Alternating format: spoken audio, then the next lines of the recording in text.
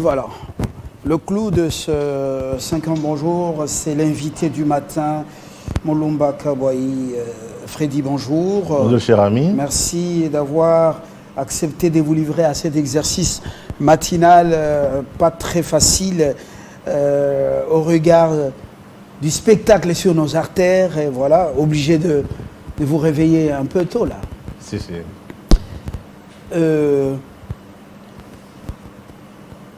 Le Congo agressé par les multinationales avec leurs mercenaires rwandais et sous la complicité ou avec la complicité des dirigeants de grandes puissances. Ce n'est plus un secret pour personne.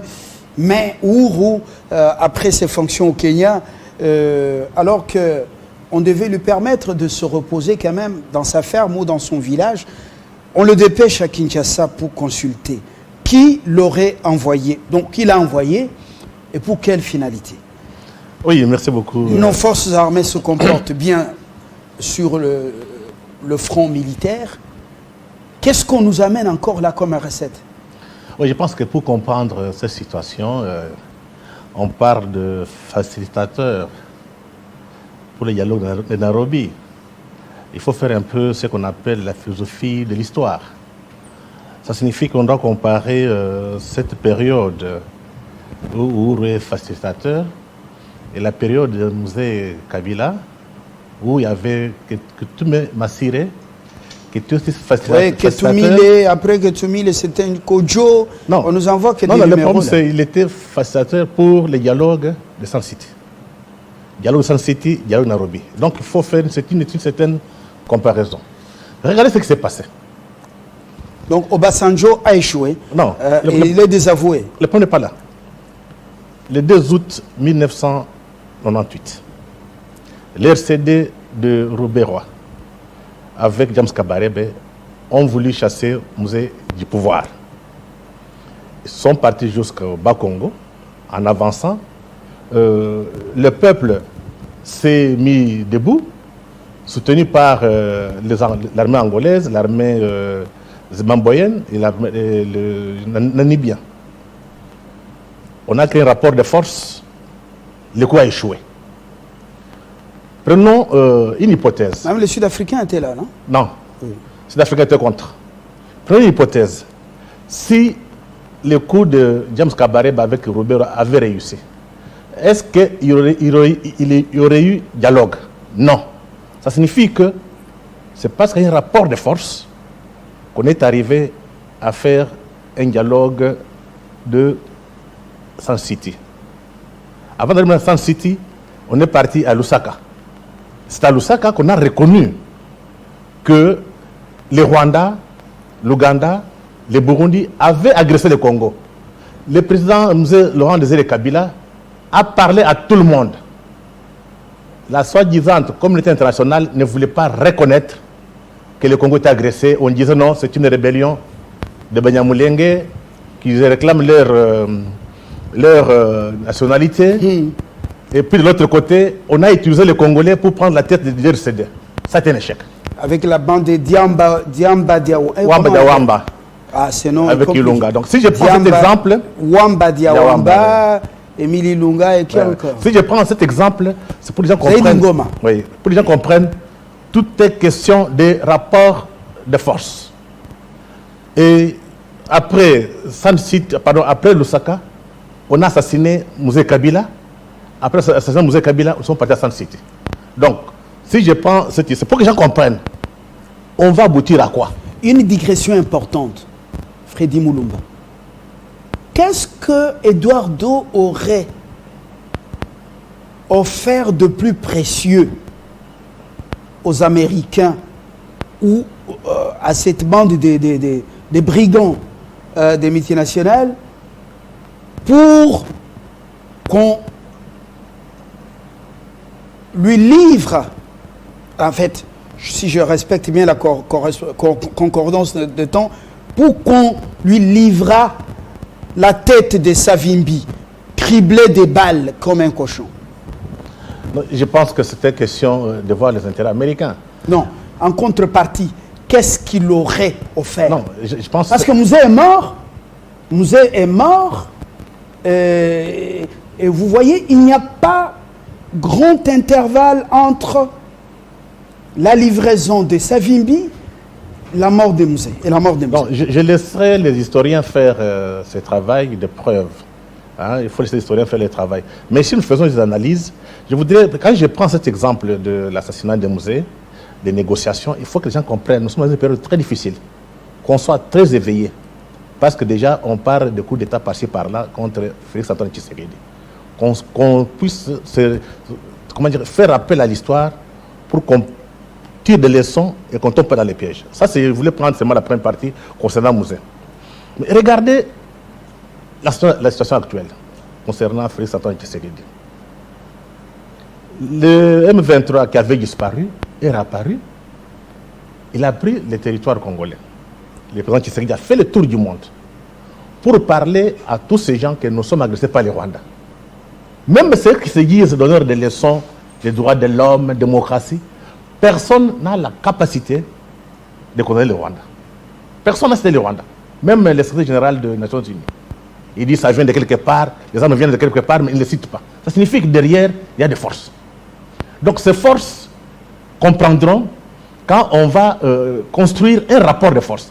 Il faudrait que les gens comprennent, nos hommes politiques qui pensent toujours avoir des petits postes pour manger. Ce qui se joue ici, c'est une guerre de libération. Mouzé, avant de mourir, avant d'être assassiné, il avait dit la guerre sera longue et populaire. Regardez que le président a fait le Tshisekedi, a fait le tour de l'Afrique, de l'Amérique, partout. Il a parlé, même au roi Charles, que c'est le Rwanda. Personne n'a condamné le Rwanda. Par contre, maintenant, on nous envoie des gens pour négocier avec les militaires rwandais qui sont sur notre territoire, qu'on appelle M23. Ça signifie quoi? Qui doit avoir envoyé Uhuru Kenyatta au lieu de les laisser se reposer après pratiquement 10 ans aux affaires? Hein? Non, le point n'est pas ça. Qui l'a envoyé? J'ai parlé de la philosophie de l'histoire ici. Regardez Koutumile Massire. Il était facilitateur du dialogue de San City.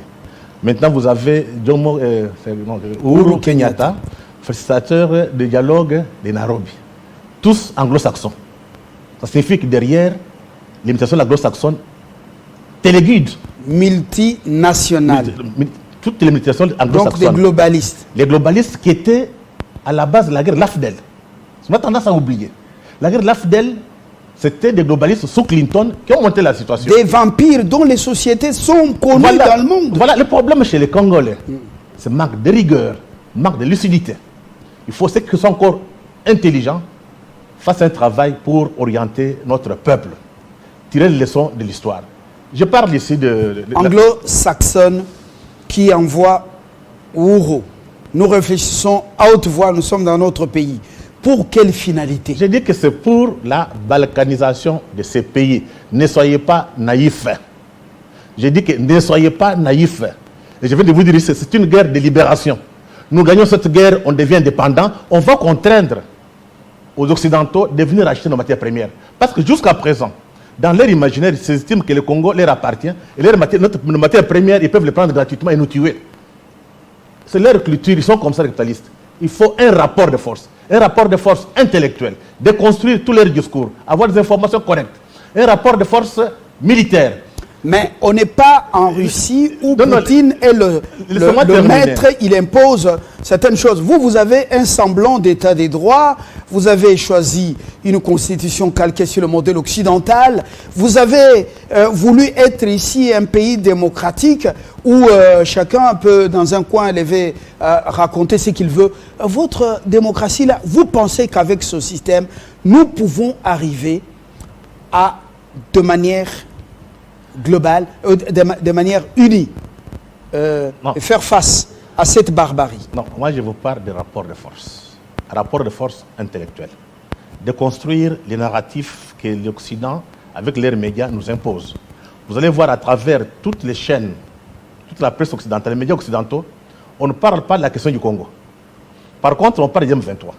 Donc la guerre est médiatique. Il faut déconstruire ça rapidement.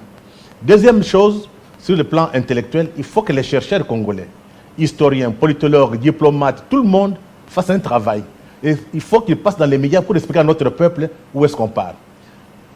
Deuxième rapport de force, c'est le rapport de force militaire. Ne soyez pas naïfs. On négocie avec un homme fort. Tout est question de rapport de force. Vous avez vu, quand notre armée a commencé à frapper les rebelles, automatiquement, on a envoyé des émissaires pour convaincre le président Tshisekedi d'aller négocier. On ne négocie jamais avec un faible. C'est vrai, ils viennent, mais nous continuons à faire la guerre. Parce qu'ici, nous nous battons pour notre territoire. On n'attaque pas les Rwandais. Et tous ces gens ne venaient pas ici. Tout le temps, ces réunions, le président était condamné à y aller. Maintenant, nous avons juste alerté, et ayant compris qu'on a alerté et que le président prend les dispositions pour ne pas aller répondre à leur piège, maintenant ils commencent à venir tous ici, même dormir. C'est pour que vous compreniez que nous sommes du bon côté de l'histoire. Il faut que les Congolais comprennent. Ceux qui ne vont pas comprendre que nous sommes du bon côté de l'histoire seront jetés dans la poubelle. Donc c'est une guerre de libération. Notre armée a frappé. Ils se sont rendus compte que le rapport de force a changé de camp. Que faire? Allons négocier. Mais si aujourd'hui M23 avait pris, les troupes rwandaises avaient pris Goma, ce serait pas la même chose. Rappelez-vous ce qui s'est passé en 2009. Ils auraient appelé à la désescalade, non, à la retenue. Rappelez-vous en 2009. Voilà l'importance de l'histoire. Kunda, avec son CNDP, il reçoit nos militaires, on décide ici à Kinshasa. On a 21 à 26 000 militaires. On débarque, donc on les envoie à Goma, avec toutes les armes qu'on avait achetées. Comme on avait des complices, des traîtres dans l'armée, on a donné des informations à Kunda. Kunda a récupéré toutes les armes sans tirer un coup de feu. Et on a condamné notre gouvernement en position de faiblesse d'accepter ce qu'on appelle les accords du 23 mars, qu'aujourd'hui qu'on réclame M23. Il faut rappeler l'histoire. Maintenant, ce qui se passe actuellement, les rapports de force ont changé. Voilà pourquoi ils viennent. C'est pour ça que moi j'ai dit 3 choses. Rapport de force intellectuel et médiatique. Rapport de force militaire. Donc il faut frapper. Parce que nous défendons pour notre liberté, pour notre matière première et pour notre territoire. Et puis rapport de force sur le plan opinion, population. Le président a lancé un mot d'ordre. Aucun gouverneur ne s'est approprié l'appel du président pour mobiliser dans sa province. Aucun gouverneur. J'ai dit ceci. Aucun. Le travail que les Rwandais fait, on nous a infiltrés à tous les niveaux. Combien de gens parlent? Il y a des traites à travers toute la République, à travers les institutions. Voilà, ils ont peur. Parce que le maître Kagame est en difficulté. Kagame est en difficulté maintenant. Ils veulent parler, mais ils ne veulent pas s'afficher. Mais c'est qui est vrai que le président a pris une décision. Il a dit au peuple, prenez-vous en charge, comme Mzee Kabila avait dit. On ne peut pas vaincre notre peuple. Nous sommes 100 millions d'habitants.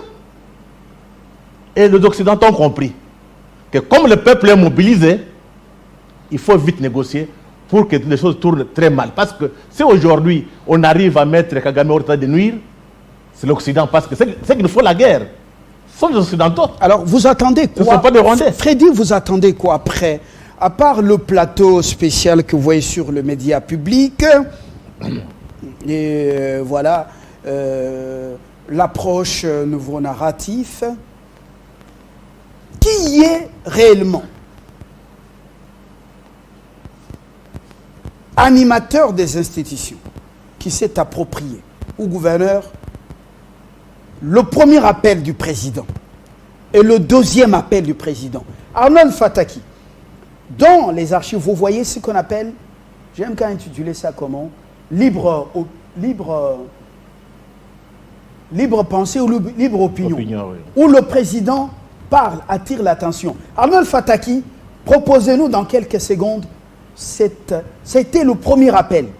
Il s'adressait aux députés, à la cité de l'Union africaine, aux députés sénateurs, tous, de manière ensemblière, sans couleur politique. Il s'adressait à eux. Revenons sur libre opinion ou libre pensée. Quand le président leur parle, que nous n'aurons que nos yeux pour pleurer. Oui.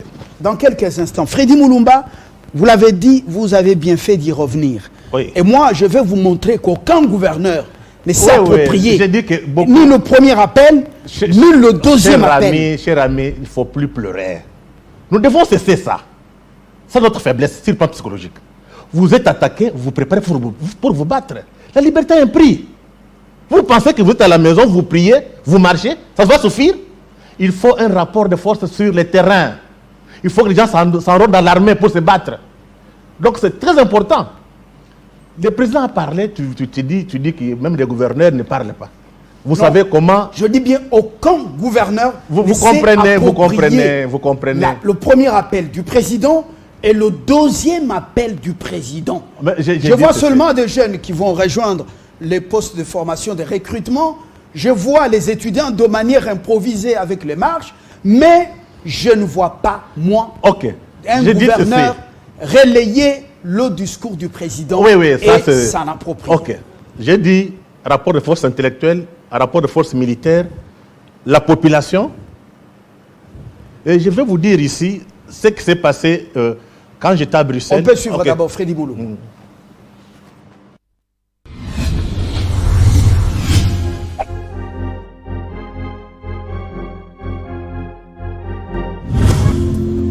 Nous sommes détenteurs dans notre sous-sol de près de ou plus de 60% des minerais stratégiques. Ceux qui vont faire l'économie de demain se trouvent ici au Congo. Mais si nous sommes distraits, vous savez ce qui risque de nous arriver? Mais on va nous faire une guerre ici, comme en Irak, comme en Afghanistan. Des multinationales vont prendre des pans entiers de notre pays et vont les diriger avec des seigneurs de guerre uniquement pour exploiter nos richesses. Et demain, quand il n'y aura plus rien, on nous abandonnera et nous ressemblerons à la Somalie. C'est ça qui risque de nous arriver si nous ne sommes pas vigilants. Mais tout ça demande de la concentration, du sérieux. Si nous ne faisons pas attention, comme je vous l'ai dit, on va nous diviser, on va nous séparer pour notre propre malheur. Et nous n'aurons que nos yeux pour pleurer. Et moi, ça ne m'a jamais traversé l'esprit comme scénario. Donc je ne suis pas prêt, c'est pour vous montrer la détermination que j'ai.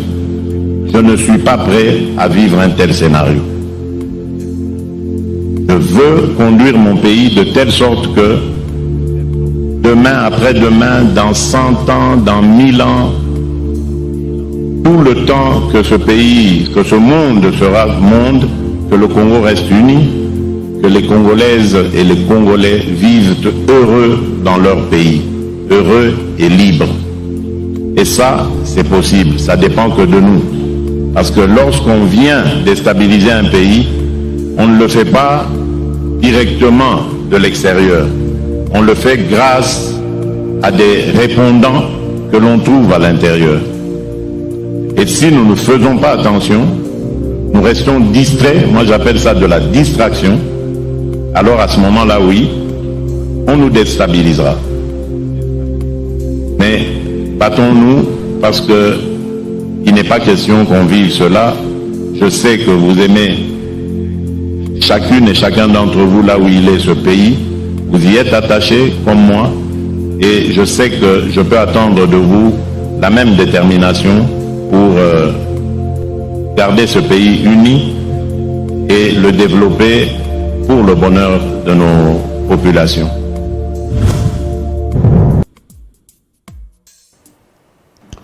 Beaucoup de choses inspirées, ce n'est pas souvent précédé par des écrits comme ça. Lumumba a eu de l'inspiration au Palais de la Nation lors de la célébration de l'indépendance, justement, la proclamation. Mais il prenait note pendant que les autres parlaient Baudouin, Kassavubu. C'est ce qu'il ajoutait qui a beaucoup secoué les gens jusqu'à ce que nous vivons aujourd'hui. Et le président était ici, il n'avait aucun papier sur lequel il lisait ça. C'était de manière naturelle avec une attitude d'exhortation. Un panafricaniste, depuis quelque part dans un pays, la capitale d'un pays, je dois vérifier, il nous dit bonjour Fabien, Freddy, les poussins suivent la poule et non les coqs. Le chef de l'État doit lui-même rester ferme et ne pas répondre ou envoyer des délégations à toutes ces sollicitations des soi-disant négociations. Brillons.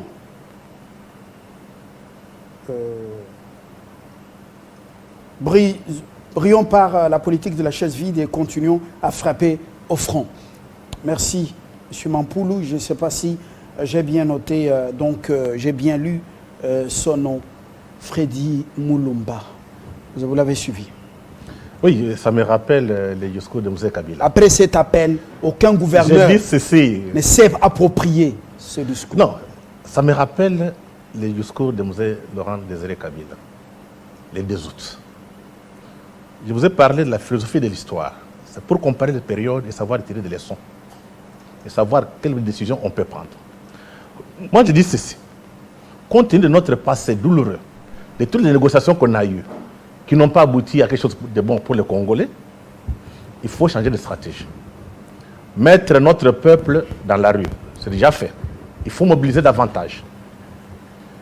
Et deuxième chose, il faut aller en Amérique. Ceux qui nous font la guerre ici, ce ne sont pas des Chinois, ce ne sont pas des Russes. Ce sont les Américains. Et qui nous font la guerre. Les Anglais. Il dit Américains qui sont la terre, c'est les Anglo-Saxons.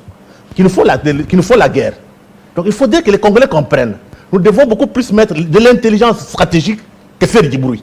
Parce que cette guerre va aller jusqu'en 2030. C'est quand le monde sera stable que la guerre ici prendra fin. Et quand des grandes puissances, il y a un équilibre entre grandes puissances sur le plan mondial, on se partage le monde. Il faut qu'on se mette ça dans la tête. Est-ce que vous savez qu'il y a déjà une guerre ici entre Australiens, Chinois, Américains, autres, pour l'attribution de la mine des Manono? Est-ce que vous savez ça? Je le sais très bien. Mais c'est pour laquelle... Vous savez que à ce stade, les ventriotes sont en train de tirer chacun le drap de son côté. C'est là, moi, je dis c'est notre faute. On ne peut pas accepter que dans un pays comme le nôtre, que beaucoup de médiocres occupent des postes importants. Nous sommes obligés de changer. On ne change pas, on perd le pays. Le président a donné le temps, il faut continuer. On a fait l'armée, il faut faire le gouvernement, il faut faire les institutions, faire même la presse. On ne peut pas comprendre qu'une presse qui se dise congolaise fait l'éloge des Rwandais. Il y a un problème. Ça signifie que vous avez une presse qui n'est pas consciente. J'ai demandé une audience pour rencontrer la ministre des Mines et en savoir un peu plus sur cette guerre dont le Congolais n'est pas au courant. Mais le peuple n'est pas au courant de cette guerre. Il a pris une décision et au niveau des cadastres miniers, c'est un bras de fer. Oui, on affronte la ministre. Écoute. Alors, on n'a même pas toussé. Non, le problème... Si RFI ou qui Colette Brackman ou Sonia Rollet introduit une demande là-bas, à la minute même, on peut les recevoir même dans la chambre. Fabien, il ne faut pas se plaindre. Je ne me plains pas. Arrêtons ça. Je dénonce. Arrêtons les plaintes.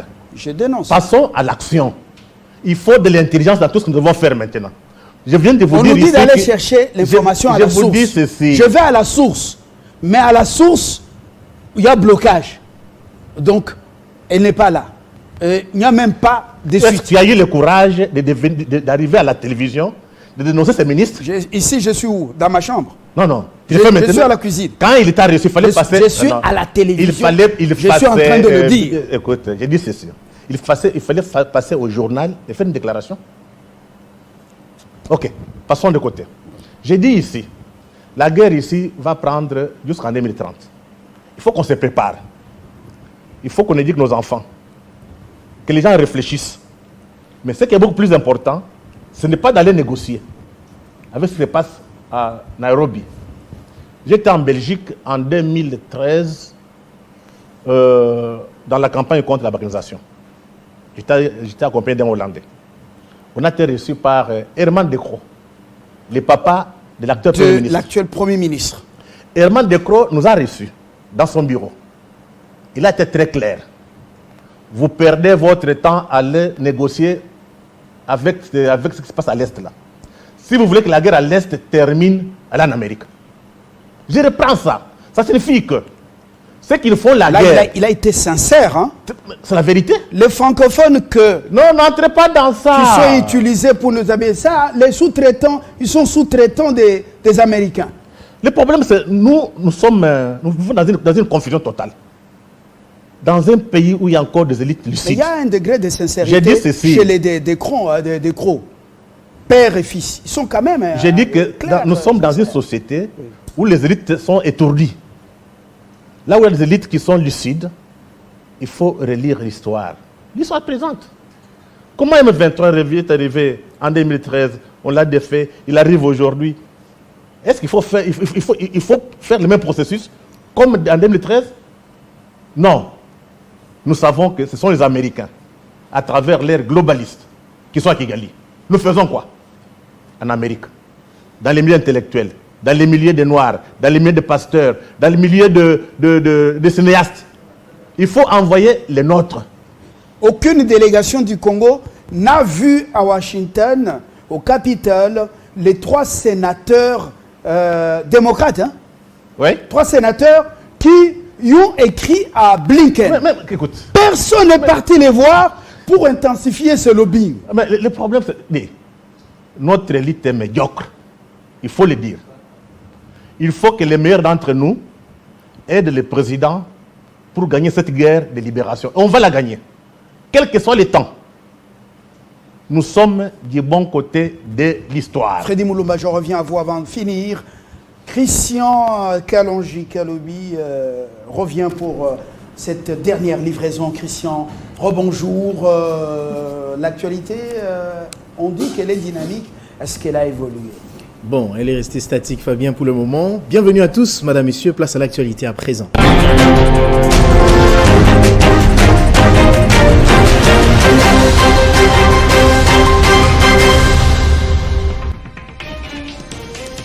Agression rwandaise, l'ancien président kényan Uhuru Kenyatta, facilitateur du processus de Nairobi, a débuté ses consultations avec les chefs des institutions congolaises. Lundi, il a reçu les présidents des 2 chambres du Parlement, le chef du gouvernement et ses ministres, ainsi que différents chefs des missions diplomatiques. Ces consultations vont donc se poursuivre ce mardi.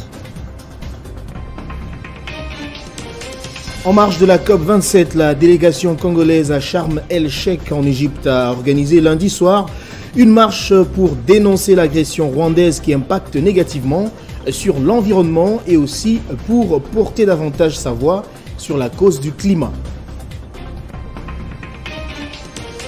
En Afrique, le mandat de la MINUSCA, nous sommes là en Centrafrique, a été renouvelé pour 1 an par le Conseil de sécurité. Pas de changement du côté des effectifs. La mission de maintien de la paix conserve son plafond de 14 400 militaires et 3 020 policiers.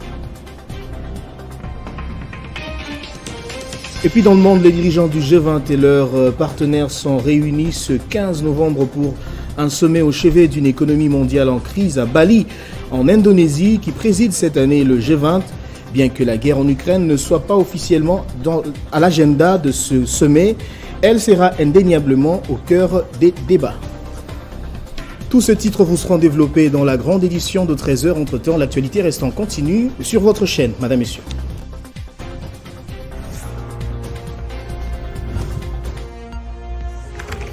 L'actualité reste en continu.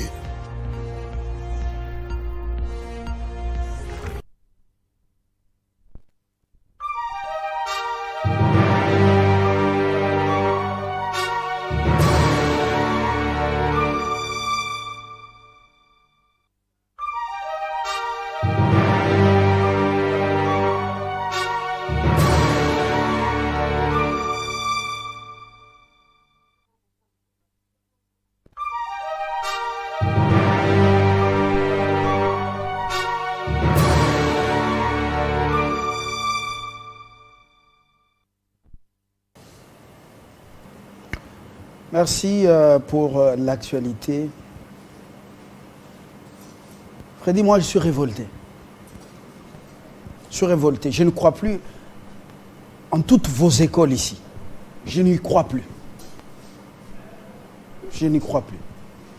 Même les institutions et leurs chefs sont allés s'asseoir autour de Uhuru Kenyatta. Il ne fallait même pas y aller.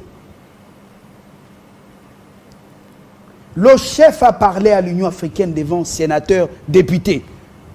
Dans tout pays, la force, la parole du chef a force de loi. Tshisekedi, le fils de Sphinx, parle. Sans papier, il vous exhorte. Les gouverneurs se battent pour les beefsteaks. Oh yo, nganatikala, oh nganakende, et ceci. Les gens se battent. Ils nous envoient ici des histoires. Il n'y a que des histoires protocolaires. Personne ne s'est approprié, ni le Parlement. Sauf les derniers appels lancés au niveau du bureau de 2 chambres. Bosso, quittez les groupes armés.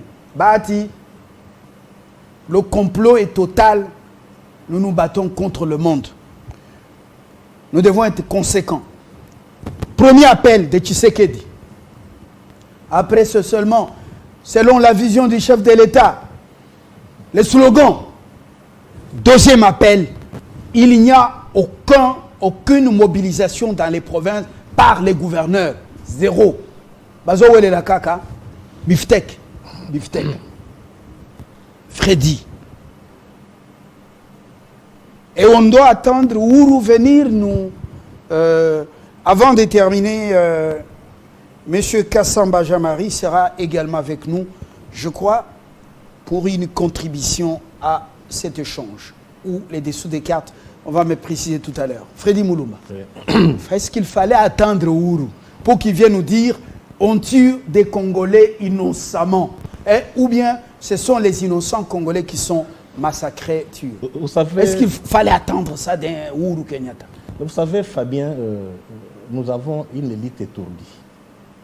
Ça fait plus de 10 millions de morts.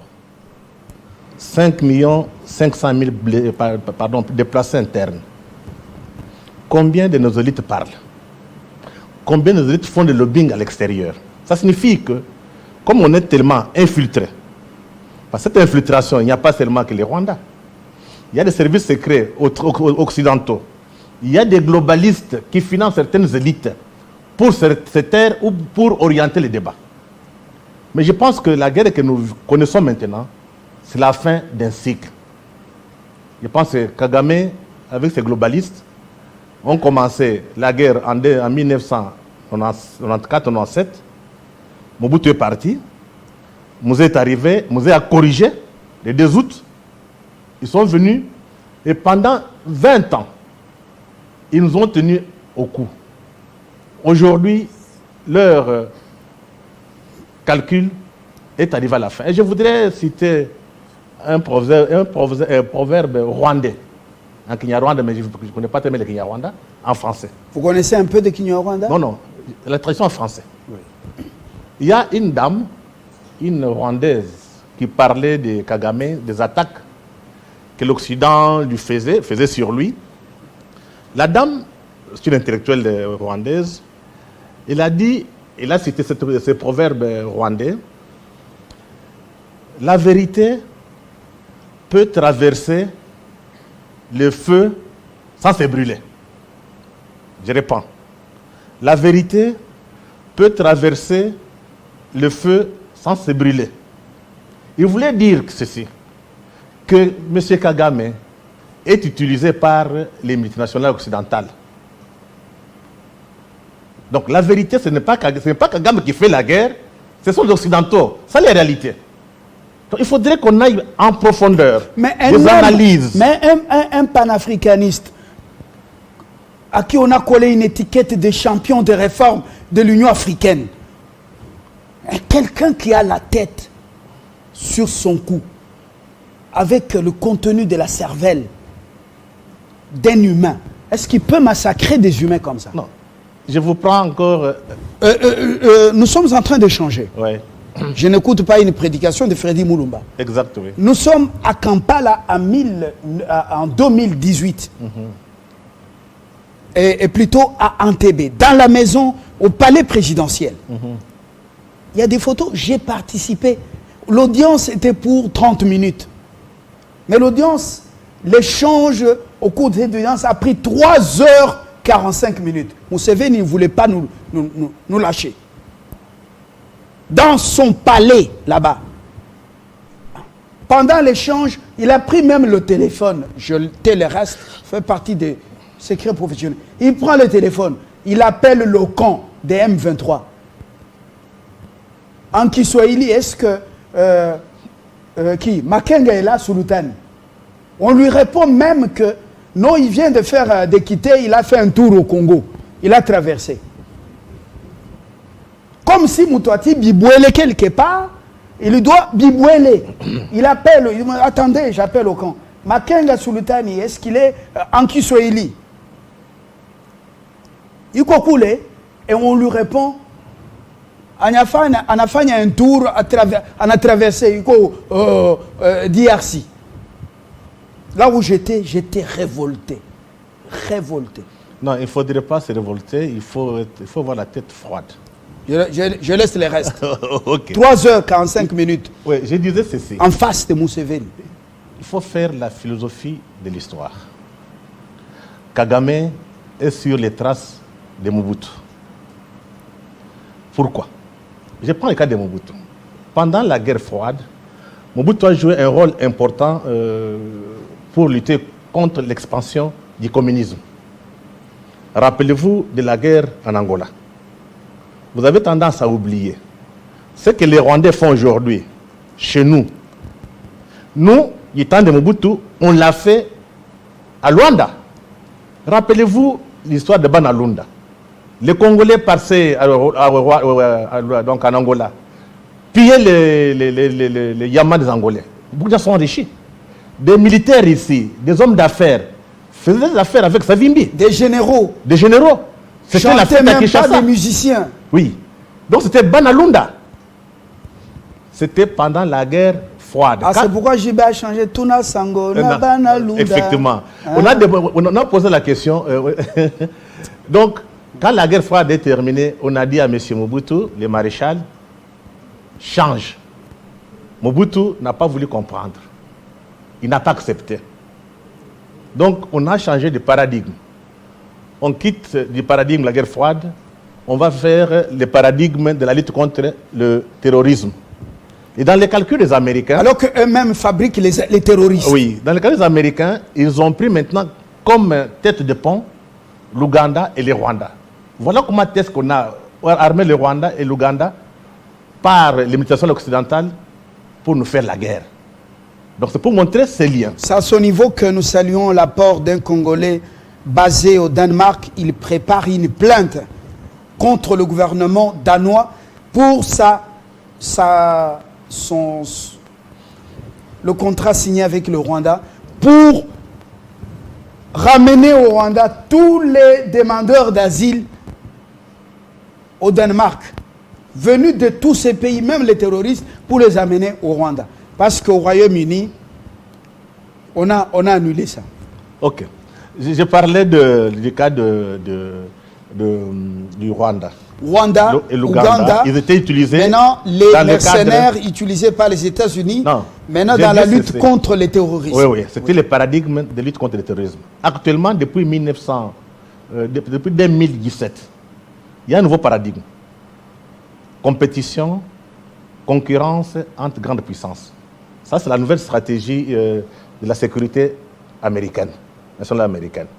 Le document est sorti, même au niveau du ministère de la Défense, ministère de la Défense, Pentagone, on a sorti le même document. Actuellement, le nouveau paradigme, c'est compétition grande puissance, en particulier entre la Chine et la Russie. Mais ils s'entendent. Non, écoute, ils s'entendent. Biden va rencontrer. Non, ils peuvent se parler. Ouais. La donne a changé. Il y a un conflit pour le leadership mondial entre la Chine et l'Amérique. Dans ce leadership mondial, on n'a pas besoin de petits pays. C'est là où Kagame n'a pas encore compris. La donne a changé. On a besoin des alliés des grands pays. Et actuellement, au niveau de l'Amérique, j'ai dit au niveau de l'Amérique profond, ce qu'on appelle l'État profond en Amérique, c'est la CIA, et l'armée américaine, Pentagone, ceux qui détiennent les pouvoirs en Amérique, ils n'ont aucun intérêt pour que le Congo disparaisse.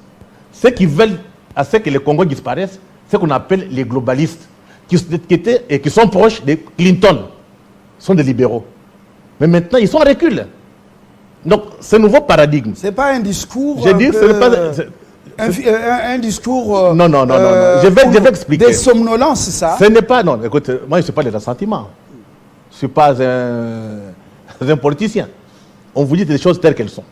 Ça prend droit à laisser. Dans ces changements de paradigme, le Congo revient comme un État pilier. Et pour cela, il faut que le Congo soit stable. Voilà pourquoi, toi, tu as couvert quelques reportages à l'ambassade américaine. Il y a un envoyé spécial, je pense, du département des Trésors, qui a sanctionné un Belge qui avait des minerais d'or. Des sanctions cosmétiques. Ce n'est pas cosmétique. Contre le raffineur belge qui je vous dis qu'il faut connaître très bien, l'Amérique. Et 10 multinationales. J'ai dit ceci. Ça a changé quoi? Il faut connaître très bien l'Amérique, comment elle fonctionne. L'Amérique, la loi, c'est la loi. On ne bannit pas avec la loi en Amérique. Dès que tu es sanctionné, tu es sanctionné. Ça, c'est un. Deuxième élément, toi-même là, tu étais à l'ambassade, je pense que tu étais à l'ambassade américaine. L'envoyé spécial de Biden que vous avez rencontré, tu m'as envoyé l'audio et tu as fait les reportages sur cet envoyé spécial qui était là pour les mines. Qu'est-ce qu'il a déclaré dans l'audio? Le Congo est le pays le plus important au monde parce que le Congo détient ce qu'on appelle les minerais stratégiques pour la transition énergétique. Toujours des discours. Nous, on doit se consoler de ça. Ce n'est pas un discours pour faire les discours.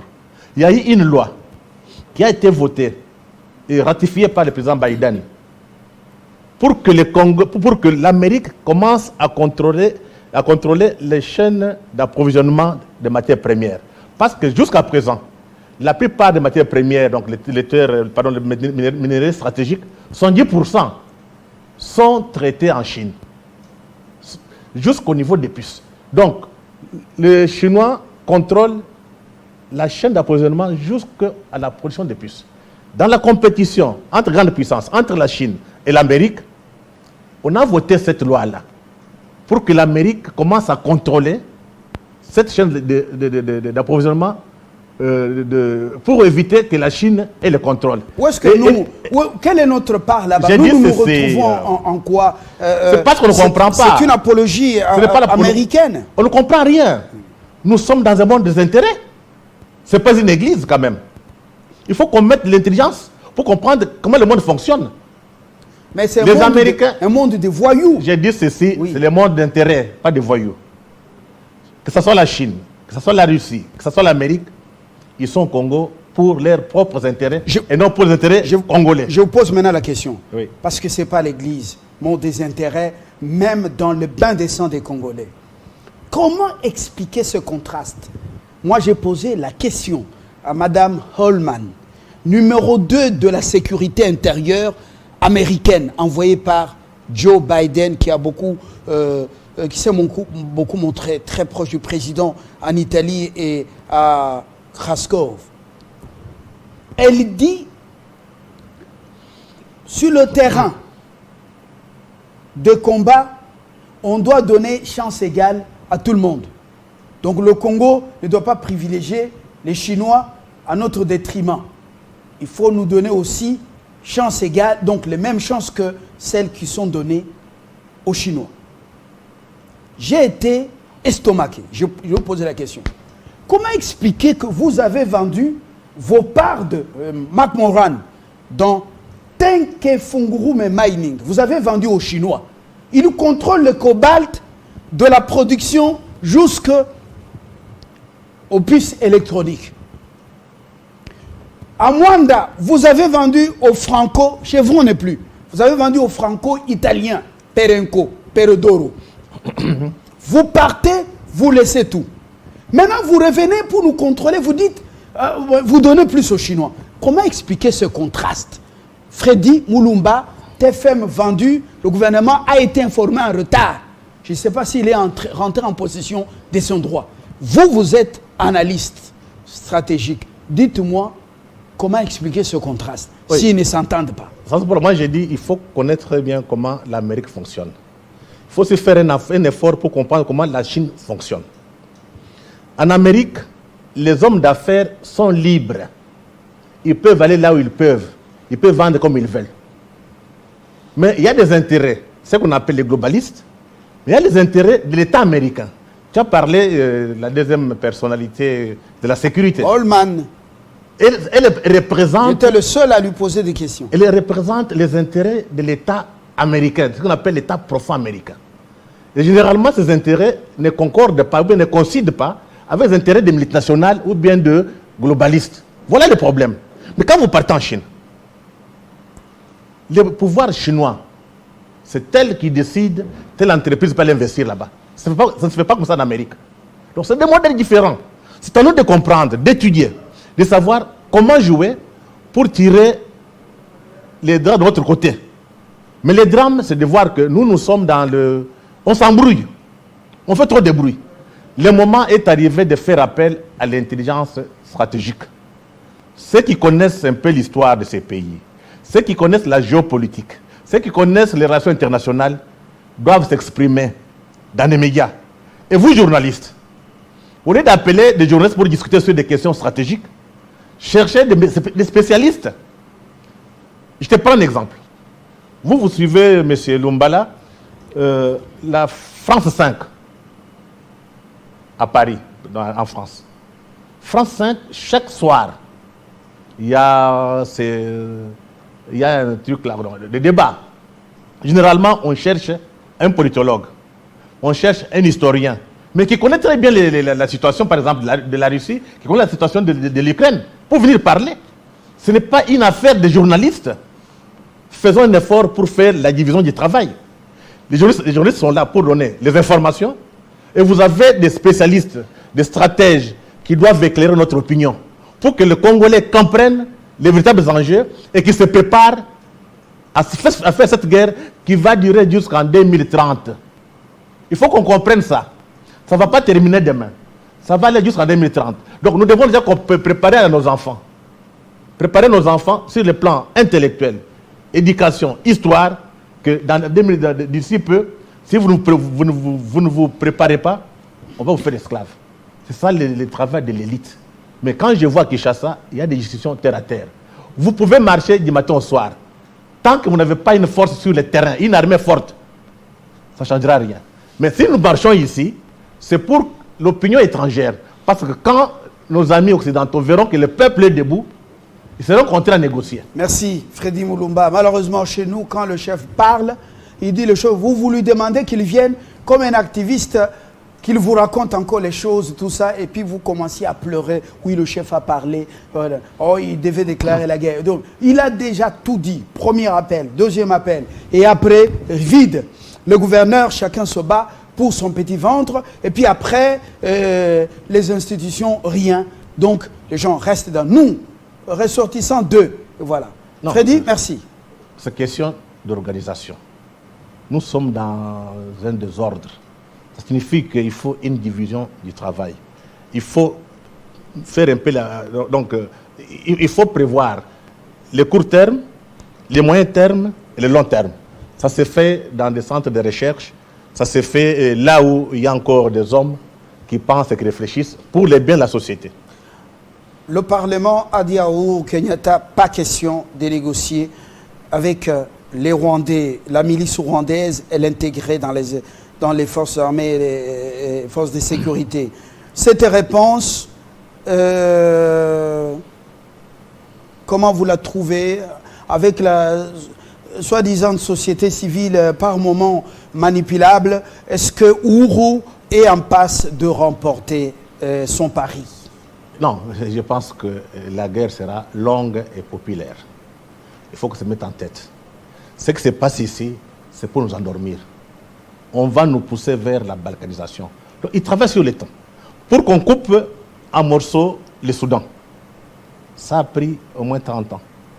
Et les générations qui ont grandi avaient tout oublié. Regardez ici. Riek Machar, et l'autre là est des inconscients. Et aujourd'hui, deux Soudans, on pompe le pétrole dans le sud, la misère est dans le sud, sécheresse dans le nord, déstabilisé, des coups d'État et autres. Bateau baza batouté. Ces fameux Mindele, baza batouté. Écoute, écoute, diable. Non, qu'on n'entre pas dans des émotions. Non, regardez le Soudan. Non. Nous, on éveille le peuple. Vous ne comprenez pas la logique. Nous sommes dans un monde des intérêts. Là où des intérêts, il n'y a pas de monde. Nous ne sommes pas dans une église. C'est à nous de réfléchir deux fois. Face à ce monde d'intérêts, nous montons quelle stratégie. Nous devons changer. Nous avons un mental très faible chez les Congolais. Tu sais, quand tu discutes avec l'occidental, il a plusieurs plans. A, B, C, jusqu'à Z. Nous sommes capables de beaucoup de choses, Freddy Moulumba. J'ai dit que notre élite est faible. Si on était fort, on n'allait pas traîner pendant 30 ans sous cette guerre. C'est parce que l'élite n'est pas capable de monter des stratégies pour déjouer le plan des autres. Voilà notre difficulté. Ce sont des réalités. Et quand nous prenons conscience que nous sommes faibles, nous devons changer. On peut espérer que ça change. C'est le malheur que vous créez avec la formation à Longuinaye, 6 ans primaire, 6 ans humanité, avec des réformes bidons, 5 ans université, aujourd'hui c'est LMD, 3 ans plus 2 master, doctorat. Vous ne transmettez que les répétés. Voilà, Freddy, l'espoir est permis. Même avec une poignée de gens. Non, nous allons gagner. On ne va pas à la guerre avec tout le monde. Même Gédéon, on a dit qu'il faut faire le test. Alors, la sélection existe. On ne peut pas aller avec tout le monde. On va avec une poignée de gens. Dont vous-même. C'est ça? Voilà. La presse en deuil qui pleure. Luc Mukomo Kabongatre pleure également. Elle pleure également Kassongo Mwema Yamba Yamba. Et le monde scientifique qui pleure. Jean-Philippe Kalala Omutumbe, que vous avez connu. Si, j'ai lu beaucoup de livres. Normalement, il devrait être à Kinshasa l'année passée, mais il était empêché. Il était dernièrement au Cameroun. Il y avait un colloque international sur la pensée africaine. Il a fait un très bon discours. Mais vous savez, c'est son destin, on ne peut pas regretter. Il faut dire qu'il a laissé beaucoup d'ouvrages. Le travail à faire maintenant, c'est lire ce qu'il a fait comme travail. C'est lire ce que Tchèque Anta Diop a fait comme travail. C'est lire ce que Kamana a fait comme travail. C'est comme ça qu'on peut se préparer pour que le monde de demain ne soit pas contre nous. Parce qu'il y a des grandes puissances qui émergent, on va partager le monde. Mais quand vous avez des élites faibles en Afrique, désorganisées, vous avez des hommes politiques qui ne comprennent pas les enjeux, l'Afrique risque encore de payer cher. Merci. Comme dit tant de la traite négrière. Merci Freddy Moulumba Kamana qui nous a quittés aussi dans des circonstances floues. On a dit votre fameuse Covid, c'était à Goma. Jusque-là, c'est resté flou. Dans quelques instants, la suite, moi je reste encore avec vous. Je reçois Kassamba Jamari dans Dessous des cartes. Je crois que c'est l'éditorial signé Télé 50. Bonne journée Freddy. Merci cher.